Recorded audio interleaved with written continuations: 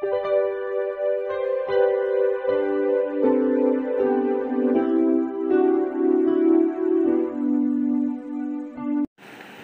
Students, প্রথমেই UK educational টিপসের পক্ষ থেকে তোমাদের সকলকে স্বাগত জানাই।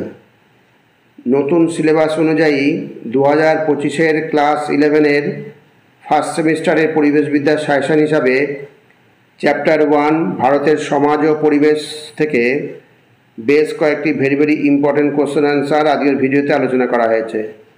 সুতরাং স্টুডেন্টস, তোমরা ভিডিওটি শুরু থেকে শেষ পর্যন্ত প্রত্যেকটা প্রশ্নোত্তর গুরুত্ব সহকারে লক্ষ্য করো এবং তৈরি করে নাও।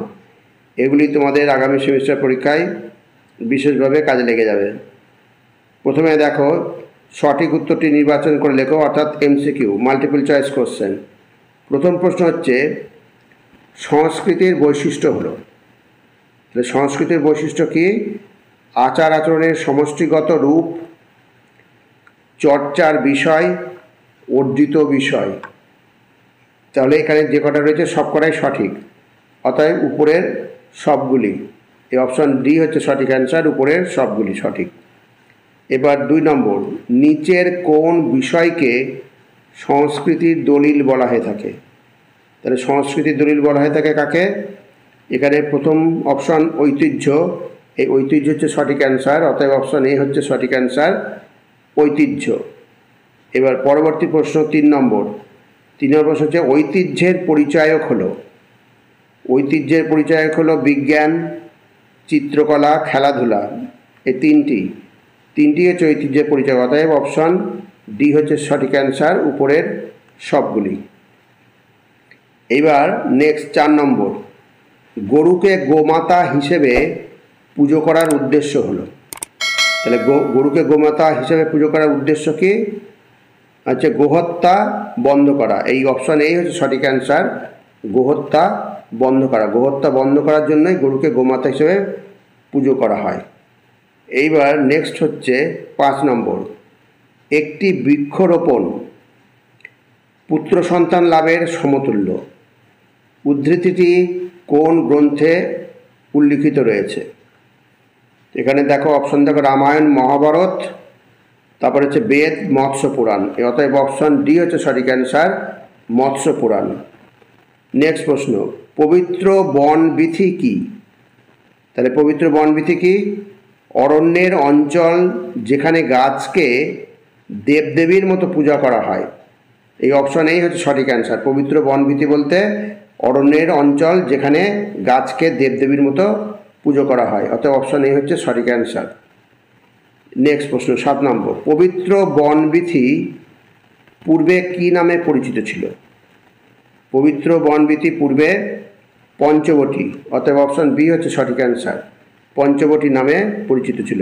প্রত্যেকটা প্রশ্ন ভেরি ইম্পর্টেন্ট প্রশ্ন, অতএব প্রত্যেকটা তোমরা খুব ভালো করে রেডি করবে। এইবার হচ্ছে 8 নম্বর, ভারতের কোন রাজ্যে সর্বাধিক পবিত্র বনবিথি রয়েছে? তাহলে কোন রাজ্যে? পশ্চিমবঙ্গ, কাশ্মীর, হিমাচল প্রদেশ। এই অপশন সি হচ্ছে সঠিক অ্যান্সার, হিমাচল প্রদেশ। হিমাচল প্রদেশে পবিত্র বনবিথি রয়েছে। নেক্সট প্রশ্ন, ওরান কি? ওরান হচ্ছে রাজস্থানের আদিবাসীদের পবিত্র বন। রাজস্থানের আদিবাসীদের পবিত্র বনকে বলা হয় ওরান, অতএব অপশন এ হচ্ছে সঠিক অ্যান্সার। নেক্সট প্রশ্ন 10 নম্বর, নিচের কোন গাছকে জোড়াবাঁধা ঠাকুর হিসেবে পুজো করা হয়? তার নিচের কোন গাছকে? বট, বেল, নিম।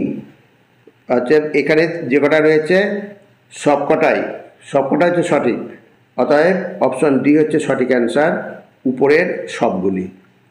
নেক্সট 11 নম্বর প্রশ্ন, দক্ষিণ ভারতে কোন গাছের সঙ্গে বন্ধুত্ব করা একটি প্রচলিত ঘটনা? তাহলে দক্ষিণ ভারতে কোন গাছ? এখানে হচ্ছে বট, জিগা। এই অপশন বি হচ্ছে সঠিক অ্যান্সার, জিগা। জিগা গাছের সঙ্গে বন্ধুত্ব করা একটি প্রচলিত ঘটনা। এবার হচ্ছে 12 নম্বর, ভারতের কোন রাজ্যে অপুত্রক ব্যক্তিদের সঙ্গে বেল, বট প্রভৃতি গাছের বিবাহকে পুণ্যকর্ম বলে মনে করা হয়? তাহলে কোন রাজ্যে পুণ্যকর্ম বলে মনে করা হয়? ওড়িশায়, অতএব অপশন এ হচ্ছে সঠিক অ্যান্সার, ওড়িশায়।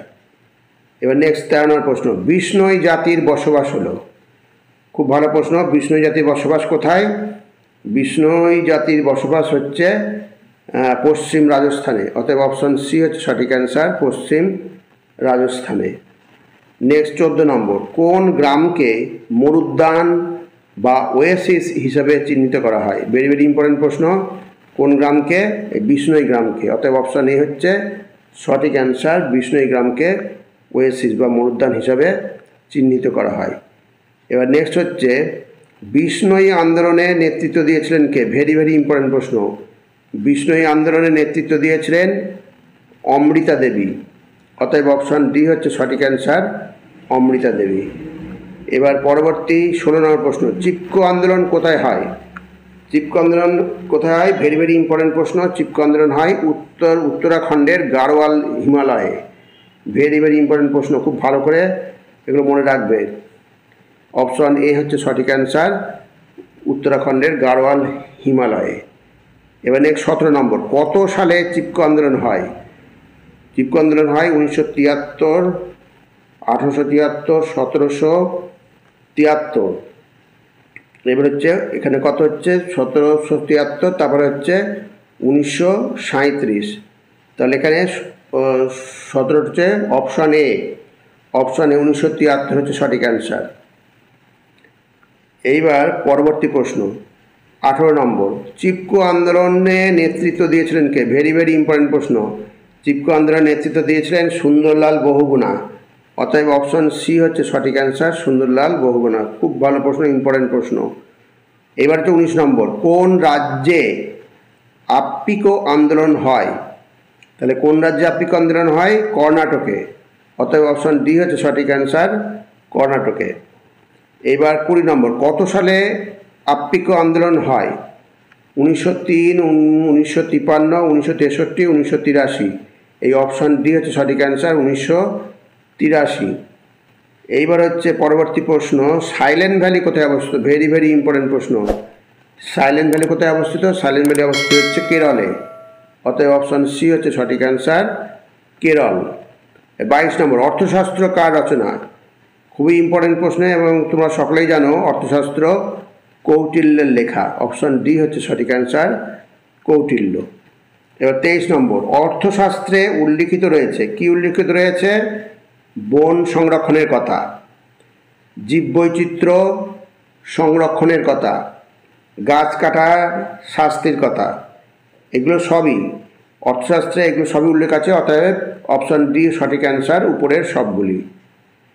নেক্সট 24 নম্বর, অভিজ্ঞান শকুন্তলম কার লেখা? এটা তোমরা সকলেই জানো, অভিজ্ঞান শকুন্তলম কার লেখা? হচ্ছে কালিদাসের লেখা, অপশন এ হচ্ছে সঠিক অ্যান্সার। পরবর্তী প্রশ্ন হচ্ছে, বৃহৎ সংহিতা কার লেখা? বৃহৎ সংহিতা কার লেখা হচ্ছে? বৃহৎ সংহিতা কার লেখা? ভেরি ভেরি ইম্পর্টেন্ট প্রশ্ন, বরাহমিহির, অপশন বি হচ্ছে সঠিক অ্যান্সার, বরাহমিহির। নেক্সট, কাদম্বরী কার লেখা? এটাও তোমরা সকলেই জানো, কাদম্বরী হচ্ছে বাণভট্টের লেখা, অতএব অপশন এ হচ্ছে সঠিক অ্যান্সার, বাণভট্ট। নেক্সট 27 নম্বর, দেখো কোন রাজার রাজত্বকালে ভারতে প্রথম প্রাকৃতিক সম্পদ সংরক্ষণের ব্যবস্থা হয়? ভেরি ভেরি ইম্পর্টেন্ট প্রশ্ন, খুব ইম্পর্টেন্ট প্রশ্ন, খুব ভালোভাবে মনে রাখবে। হচ্ছে সম্রাট অশোকের রাজত্বকালে, অতএব অপশন সি হচ্ছে সঠিক অ্যান্সার, 27 নম্বর। এবার তোমাদের লাস্ট প্রশ্ন 28 নম্বর, বায়ু, জল, নদী প্রভৃতিকে দেবতা রূপে পূজা করার আসল কারণ কি? তাহলে জল, নদী, বায়ু প্রভৃতিকে দেবতা রূপে পূজা করার আসল কারণ হচ্ছে প্রকৃতি ও পরিবেশকে সংরক্ষণ করার জন্য। খুব ভালো করে মনে রাখবে, প্রকৃতি এবং পরিবেশকে সংরক্ষণ করার জন্য এগুলিকে দেবতার হিসাবে পুজো করা হয়, অতএব অপশন এ হচ্ছে সঠিক অ্যান্সার, প্রকৃতি ও পরিবেশকে সংরক্ষণ করার জন্য। তাহলে স্টুডেন্টস, যে প্রশ্ন উত্তরগুলো করে দেওয়া হলো প্রত্যেকটাই কিন্তু ভেরি ভেরি ইম্পর্টেন্ট প্রশ্ন। তোমরা এগুলো খুব ভালো করে তৈরি করো, এগুলো বাছাই করা প্রশ্ন বহু আছে, তার মধ্যে থেকে বাছাই করে এগুলো দেওয়া হয়েছে, এগুলো হচ্ছে ইম্পর্টেন্ট প্রশ্ন। অতএব স্টুডেন্টস, তোমরা ভালো করে এগুলো তৈরি করে নিও। আর স্টুডেন্টস, এ প্রসঙ্গে বলি, ভিডিওটা যদি ভালো লাগে অবশ্যই সাবস্ক্রাইব করো, এর সাথে একটা লাইক দিও এবং তোমার ফ্রেন্ডসদের মধ্যে ভিডিওটি শেয়ার করো। তাহলে স্টুডেন্টস আজকে এখানেই শেষ করি। তোমরা সকলে ভালো থেকো, সুস্থভাবে পরীক্ষা দিও। Thank you very much.